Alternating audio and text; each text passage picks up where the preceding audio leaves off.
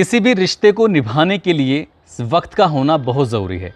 यदि कोई भी रिश्ता हो, चाहे दोस्ती का हो, प्यार का हो, रिश्तेदारी का हो, खून के रिश्ते हों या फिर कैसे भी रिश्ते हों, उन रिश्तों को अगर समय नहीं दोगे, वक्त नहीं दोगे, तो वो रिश्ते कमज़ोर पड़ जाएंगे। आज की जो कहानी मैं आपको सुनाने जा रहा हूँ, इस कहानी में कुछ ऐसा ही होता है। बेहद खूबसूरत लड़की की अमीर घर में शादी होती है। वो अमीर व्यक्ति के पास पैसा बहुत था, लेकिन वक्त नहीं था। वो अपनी पत्नी से मिलता ज़रूर था, लेकिन सिर्फ कुछ समय के लिए, और धीरे धीरे करके लगातार बच्चे पैदा हो रहे थे। लेकिन वो व्यक्ति अपनी पत्नी को जब समय नहीं देता था, तो पत्नी अपना समय बिताने के लिए, उसके पास कोई सहारा नहीं था। सहारा था सिर्फ मोबाइल, और मोबाइल के पन्ने पलटते पलटते कब उसे गेम खेलने की आदत पड़ जाती है, उसको पता ही नहीं चलता। और इसी बीच में उसे प्यार होता है। प्यार भी होता है तो सरहद पार, और जब सरहद पार करके वो पहुंच जाती है, तो साथ में वो अपने बच्चे भी लेके जाती है। कहानी तो आपने बहुत सुनी होंगी, लेकिन ये कहानी पहली बार संभवतः है कि कोई महिला अपने प्रेमी से मिलने के लिए अपने बच्चों को भी साथ लेके चली जाती है। और जब ये कहानी सोशल मीडिया के माध्यम से लोगों को पता चलती है, तो लोगों को यकीन नहीं होता कि ये प्यार करने वाले कुछ ऐसे भी होते हैं। आदाब, नमस्कार, सत श्री अकाल। मैं उस्मान सैफ़ी। आज की जो सच्ची घटना मैं आपको सुनाने जा रहा हूँ, ये सच्ची घटना शुरू होती है उत्तर प्रदेश का एक नोएडा शहर है, उसी का एक छोटा सा कस्बा लगता है रबूपुरा। दरअसल रबूपुरा का रहने वाला सचिन नाम का एक लड़का एक बेहद खूबसूरत 5 साल बड़ी एक महिला के साथ एक वकील के पास पहुंचता है, और वकील साहब से जाकर कहता है कि वकील साहब, कुछ राज है मेरे सीने में दफन, मैं उस राज को आपसे बताना चाहता हूं। वकील साहब इधर उधर देखते हैं, तभी वो कहता है कि ये बात सिर्फ मैं तुमसे अकेले में ही कर सकता हूँ। इस बात का किसी से जिक्र मत करना। यदि आपने इस बात का किसी से जिक्र कर दिया, बताया किसी को, तो तूफ़ान आ जाएगा। तूफ़ान आएगा तो मेरी ज़िंदगी पूरी तरह से हिल जाएगी, डुल जाएगी। वो 22 साल का लड़का 27 साल की महिला के साथ उस वकील से जब बात कर रहा था, बात करते करते कहता है कि ये जो मेरे बराबर में बैठी है, मैं इनसे शादी करना चाहता हूँ, लेकिन ये पाकिस्तान से आई हैं, हिंदुस्तान की नहीं हैं। और जैसे ही पाकिस्तान का नाम सामने आता है, तो ऐसा समझ लो जैसे क्या बमबारी हो गई हो। बस उस वकील ने कहा कि तुम मुझे थोड़ा सा वक्त दो, सोचने का वक्त। अब इसके बाद वो महिला उस लड़के के साथ चली जाती है, और जाने के बाद कहा जाता है कि कल सुबह बात करेंगे। जैसे ही बात करने की बात आई, तो उस वकील ने एक पत्रकार को फ़ोन लगाया, पत्रकार से बातचीत की, कहा कि मेरे पास एक अनोखा केस आया है, ऐसा केस जिसे सुनने के बाद शायद आपको भी यकीन नहीं होगा। उस वकील ने जब पत्रकार से ये बात कही, तो पत्रकार के लिए सिर्फ महज एक खबर थी वो, और खबर को लेकर उसने पहले तो LIU या कुछ पुलिस ऑफिसर से बातचीत की, और बातचीत करने के बाद कहा कि तुम्हें मालूम है, तुम्हारे शहर में एक पाकिस्तानी लड़की 4 बच्चों के साथ रह रही है पिछले 1.5 महीने से। आपको मालूम भी है आप किस एजेंसियां किस तरह से काम कर रही हैं। इतना कहना था कि हड़कंप मच जाता है। और सोशल मीडिया पर जब खबर ये वायरल होती है, तेज़ी के साथ चलने लगती है, तो पुलिस प्रशासन, जो भारत की एजेंसियां हैं कई तरह की, जो इस तरह के काम करती हैं, जांच पड़ताल करती हैं, सभी में हड़कंप मच जाता है। दिन निकलता है, अगले दिन वो पहुंच जाते हैं उसी घर में, उसी लड़के के पास जिस लड़के ने जाकर वकील को एक सूचना दी थी कि हम दोनों शादी करना चाहते हैं, एक दूसरे से हमें प्यार हो गया था। पुलिस ने जब उस घर का दरवाज़ा खटखटाया, तो उस घर पर वो मिलता ही नहीं है, और जब नहीं मिलता है तो बस पुलिस की मुश्किलें और बढ़ जाती हैं। अब यहाँ से एक सफ़र पुलिस का शुरू होता है, और एक सफ़र शुरू होता है उस प्रेमी और प्रेमिका का। प्रेमी अपनी प्रेमिका को लेकर 4 बच्चे साथ होते हैं, अपना शहर छोड़ता है। शहर छोड़ने के बाद फिर दूसरे शहर जाता है, तीसरे शहर जाता है, लगातार भाग रहा था, और उसके पीछे पुलिस पड़ रही थी। ठीक वैसे ही जैसे एक फ़िल्म आई थी सलमान खान की, बजरंगी भाईजान। बजरंगी भाईजान उस बच्ची को अपने परिवार से मिलाने की लगातार कोशिश कर रहा था, और पुलिस उसके पीछे पड़ रही थी। उसे कितनी मशक्क़तों का सामना करना पड़ रहा था। ठीक वैसे ही ये लड़का जिसका नाम होता है सचिन, दरअसल सचिन की और इस लड़की जिसका नाम होता है सीमा है गुलाम हैदर, इसकी कहानी शुरू होती है साल 2020 से। साल 2020 में ये लड़की सीमा गुलाम हैदर, इसकी पति जो है वो बड़ा बिजनेसमैन व्यक्ति होता है, अमीर व्यक्ति, पैसे की इसके पास कोई कमी नहीं है, लेकिन दुबई में रहकर वो काम करता है। और बीवी रहती है पाकिस्तान के कराची में। पाकिस्तान के कराची में रहने के बाद अपने बच्चों को जो वक्त देती थी, बच्चों के लिए खाना वाना बनाया करती थी, इसके अलावा उसके पास वक्त ही वक्त होता था। अब अपने वक्त को कैसे गुजारे? अपने वक्त को गुजारने के लिए उसने सोशल मीडिया पर अकाउंट बनाने शुरू कर दिए। साथ ही उसने PUBG के खेलने का उसको शौक़ लग गया। PUBG रोज़ खेलती थी। जैसे ही शाम हुई, जैसे ही रात हुई, खाना बनाया, बच्चों को खिलाया, सब सोने चले जाया करते थे और उसका मन होता था सिर्फ पबजी में खेलते खेलते। और जब पबजी गेम खेलते खेलते उसके भारत में जो उत्तर प्रदेश है, उत्तर प्रदेश में जो एक ज़िला है गौतम बुद्ध नगर, और गौतम बुद्ध नगर के ज़िले का एक छोटा सा कस्बा है जिसका नाम है रबुपुरा, और रबुपुरा का रहने वाला 22 साल का एक मज़दूर जो बेलदारी किया करता था, कभी किसी परचून की दुकान पर काम करता था तो कभी किसी के गेहूँ के कट्टे उठाने का काम करता था। वो मज़दूर लड़का भी दिन भर काम करने के बाद मोबाइल पर अपने दिमाग को आराम देने के लिए पबजी खेलता था। और कब ना जाने उस पाकिस्तान की कराची की रहने वाली बड़ी बेहद खूबसूरत और अमीर घर की उस महिला की एक बार गेम में आमना सामना हो जाता है सचिन से, मज़दूर से। अब जब आमना सामना हो जाता है तो यहाँ पर वो जो लड़की होती है वो गेम हार जाती है, सचिन गेम को जीत जाता है। सचिन गेम को जीता जरूर था लेकिन वो लड़की गेम भी हारी थी और दिल भी हार चुकी थी। इस लड़के से फिर इनकी अगली बार कोशिश करते हैं कि मिलान हो जाए फिर दोबारा से खेलने की, और जब खेलते थे तो लगातार इनकी अब दोस्ती धीरे धीरे बढ़ने लगती है। यहाँ पबजी से शुरुआत हुई थी इनकी मिलने मिलाने की, गेम खेलने की। इसके बाद ये सोशल मीडिया के अलग अलग अकाउंट जो होते हैं उससे इन्होंने बातचीत करने का सिलसिला शुरू कर दिया।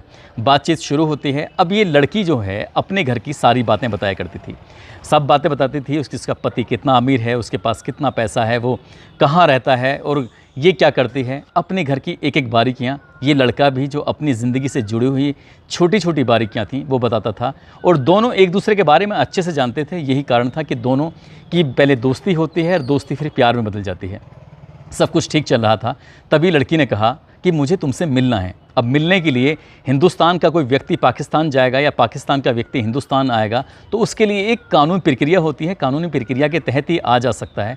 लेकिन इन्होंने एक नया रास्ता अख्तियार किया और वो रास्ता था नेपाल का। दरअसल उस लड़की ने नेपाल का एक वीज़ा तैयार कराया, और वीज़ा तैयार कराने के बाद वो सीधा नेपाल पहुंचती है और कहती है कि तुम भी नेपाल आ जाओ, नेपाल के काठमांडू में हम लोग वहीं मिलेंगे।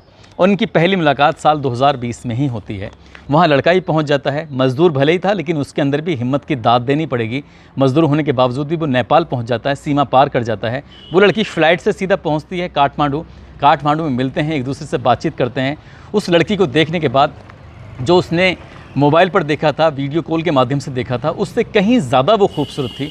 उसको देखने के बाद सचिन की हालत ख़राब हो जाती है। वो यकीन नहीं कर रहा था कि इतनी खूबसूरत महिला से उसकी कैसे दोस्ती जो हो गई है। 3 दिन वो लगातार काठमांडू में रुकते हैं एक दूसरे के साथ, ठीक वैसे ही जैसे एक पति और पत्नी होते हैं। एक दूसरे के साथ काफ़ी वक्त बिताते हैं क्योंकि उन्होंने मिलने का, बातचीत करने का, जो बातें तो बहुत सारी हो चुकी थी, अब मिलना जो था, 3 दिन की ये मुलाकात वो हमेशा हमेशा के लिए यादगार बन जाती है। 3 दिन मिलने के बाद ना तो सचिन चाहता था उससे अलग होना और ना ही वो चाहती थी सचिन से अलग होना। सीमा गुलाम हैदर सीधा वापस अपने पाकिस्तान पहुंच जाती है, अपने घर जाती है, अपने बच्चों से 3 दिन के बाद मुलाकात करती है, और इसके बाद सचिन भी वापस लौट कर आ जाता है। फिर से इनकी चैटिंग शुरू हो जाती है, फिर से इनकी बातचीत शुरू हो जाती है, और ये बातचीत का सिलसिला लगातार चल रहा था। और चलते चलते एक बार फिर से कहते हैं कि चलो फिर मिलते हैं, दोबारा कोशिश करते हैं। सीमा गुलाम हैदर फिर से पाकिस्तान से अपना फ़्लाइट में टिकट बुक कराती है और काठमांडू पहुंच जाती है नेपाल। सचिन से कहा जाता है कि तुम भी वहां मिलना। उसके बाद फिर दोबारा से मिलते हैं, मिलने के बाद बातचीत करते हैं, 2-3 दिन होटल में रहते हैं, और जी तो भरने की कोशिश करने की, चाहे कितनी कोशिश करते लेकिन जी तो भरने का सवाल ही पैदा नहीं होता, क्योंकि इनकी दोस्ती, इनका प्यार जो लगातार उमड़ रहा था, बढ़ रहा था। फिर साथ रहते हैं, साथ रहने के बाद वो चले जाते हैं।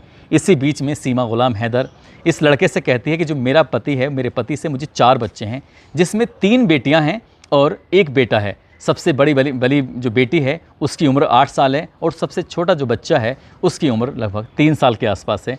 पहला बच्चा फरवा होता है, फाहिरा होती है, फरहा होता है और फरहान होता है। 4 बच्चे होते हैं।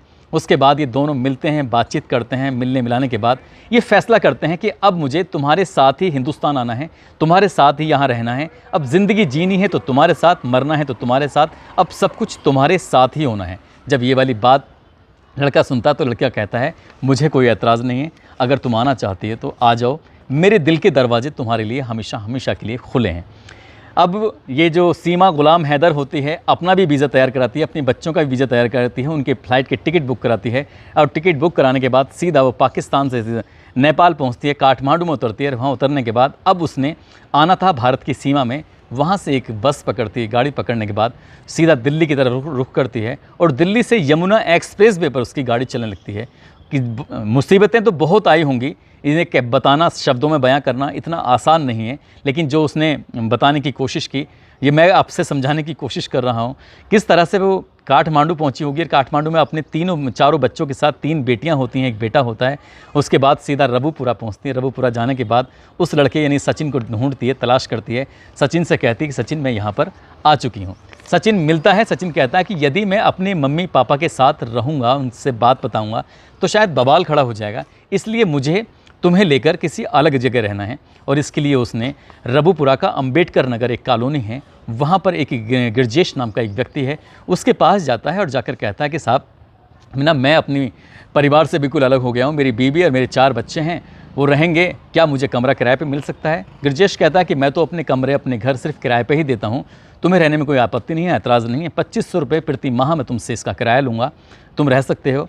तो उसने उसका आधार कार्ड या उसकी कुछ ज़रूरी कागज, जो एक प्रक्रियाएँ होती हैं किसी के यहाँ किराए पर रहने की, उस गिरजेश ने इसकी जानकारी मांगी। उसने अपना खुद का तो आधार कार्ड दे दिया, लेकिन अपनी पत्नी का आधार कार्ड नहीं दिया। उसने कहा कि मेरी पत्नी का कागज़ नहीं है। हाँ, मैं उसकी जानकारी दे सकता हूँ। उत्तर प्रदेश का जो ज़िला बुलंदशहर है, बुलंदशहर के पास एक शिकारपुर तहसील है और शिकारपुर तहसील के पास एक अहमदगढ़ थाना है, उसी के पास एक गांव है, वहीं की मेरी ससुराल है, ये वहीं की रहने वाली है। वो मुस्लिम रीति रिवाज से पढ़ी लिखी लड़की जो उर्दू जानती थी, हिंदी के एक शब्द की शायद उसको जानकारी भी नहीं होती है, वो अब अपना जो रूप बनाती है, अपना जो कपड़े होते हैं, वेशभूषा होती है, वो साड़ी पहनती है, गले में मंगलसूत्र लगाती है, माथे पे टीका और मांग में सिंदूर भरती है, क्योंकि उसको यहाँ जो रहना था, कमरे के किराए पे लेते हैं, वो रहना सहना शुरू कर देते हैं। सब कुछ इनकी ज़िंदगी में नॉर्मल चल रहा था, सब कुछ अच्छा चल रहा था। जब 29 जून 2023 को ईद उल अज़हा का पर्व था, ईद का त्यौहार था, तो इस महिला ने अपने बच्चों के साथ गुपचुप तरीके से ईद का त्यौहार मनाया, पर्व मनाया। सचिन भी इस पर्व में शामिल था। तभी सचिन को दया आती है, प्यार आता है कि कब तक हम छुपते छुपाते मिलते रहेंगे, इसलिए अब यहाँ से चलते हैं, वकील के पास बात करते हैं और कोर्ट मैरिज कर लेते हैं, रजिस्ट्रेशन करा लेते हैं शादी का रजिस्ट्रेशन हो जाएगा तो खुलेआम ज़िंदगी जिएंगे। वो लड़की बार बार ज़िद करती थी कि मुझे दिल्ली घूमना है, मुझे आगरा भी घूमना है, मुझे बाकी शहरों में देखना है, आपका भारत देखना है, आपका भारत कैसा है। अब ये सब चीज़ें थीं, लेकिन वो डरता था कि ऐसे कैसे जाए। 10,000 रुपये महीने वो कमाता था, 2,500 रुपये महीना किराया देता था, 4 बच्चों की परवरिश कर रहा था, खुद की भी जिम्मेदारी उठा रहा था। उस लड़के के जो पिता होते हैं वो माली का काम करते हैं, एक किसी नर्सरी पर पौधों की रखवाली करते हैं। एक बहुत ही गरीब परिवार का वो लड़का उस महिला की जिम्मेदारी उठाने के लिए पूरी तरह से तैयार था। इसीलिए वो एक वकील से मुलाकात करता है, वकील को जाकर जो सच बताता है, उस वकील ने सच सुनने से पहले ही पत्रकार को बताया, पत्रकार ने पुलिस को बताया और पुलिस जब उसके तलाश में जुट जाती है तो कई घंटे का समय बीत जाता है। ये बताया जाता है कि मथुरा से आखिरकार इन सबको गिरफ्तार कर लिया गया है। लेकिन इस महिला की जो यहाँ इंडिया में आने की भूमिका है वो थोड़ी संदिग्ध प्रतीत होती है। ऐसा देखकर लगता ही नहीं है, क्योंकि दोनों का कोई मेल नहीं है और मेल ना होने के बावजूद भी वो महिला यहाँ आके से गई। लेकिन इससे भी बड़ी हैरानी वाली बात थी कि उस महिला के 4 बच्चे होते हैं, वो अपने 4 बच्चों को लेकर छोड़ना नहीं चाहती है। जहाँ भी जाती है, जहाँ भी भागती है, वहाँ उन बच्चों को साथ लेके आती है। फिलहाल पुलिस ने उन्हें गिरफ्तार कर लिया है। उनकी जो टीमें हैं पुलिस की, वो अलग अलग टीमें लगी हुई हैं ये जांच करने के लिए, पड़ताल करने के लिए क्या इन दोनों में सचमुच प्यार था या ये किसी साजिश के तहत इंडिया में आई है। यदि साजिश है तो एजेंसियां किसी भी कीमत पर छोड़ेंगे नहीं, लेकिन अगर इन दोनों में प्यार है और सचमुच प्यार की वजह से ही ये सरहद पार करके सीमा गुलाम हैदर यहाँ पर आई है, तो इसके प्यार को इससे मिलाने में इसकी मदद की जाए। हम तो बस इतना ही अपील करेंगे, क्योंकि प्यार तो आपने भी बहुत सारे देखे होंगे, ऐसा प्यार शायद आपने देखा नहीं होगा कि कोई औरत अपने 4 बच्चों को लेके भाग जाए, और वो भी सीमा पार करके, जहां हिंदुस्तान और पाकिस्तान जिसमें हर वक्त दुश्मनी की बातें चलती हों, उस देश में वो प्रवेश कर जाए। ये भी अपने आप में एक अनोखी बात होती है। दोस्तों, इस पूरे घटनाक्रम को सुनाने का उद्देश्य किसी को परेशान करना नहीं है, किसी का दिल दुखाना नहीं है, बल्कि आपको जागरूक करना है, आपको सचेत करना है। और जाते जाते आज ब्रजराज और उनकी पत्नी हैं शिवानी, जो कि पिसावा के रहने वाले हैं, अलीगढ़ का ये क्षेत्र लगता है, इनको शादी की सालगिरह की बहुत बहुत मुबारकबाद, बहुत बहुत शुभकामनाएं। साथ ही राजस्थान के अजमेर शहर के रहने वाले अनिल कुमार हैं, उन्हें स्पेशली कहा था कि सर मेरा नाम ज़रूर लेना, इसलिए अनिल कुमार जी आपका नाम लिया जा रहा है। आप सब लोग अपना ख्याल रखें, सुरक्षित रहें। जय हिंद, जय भारत।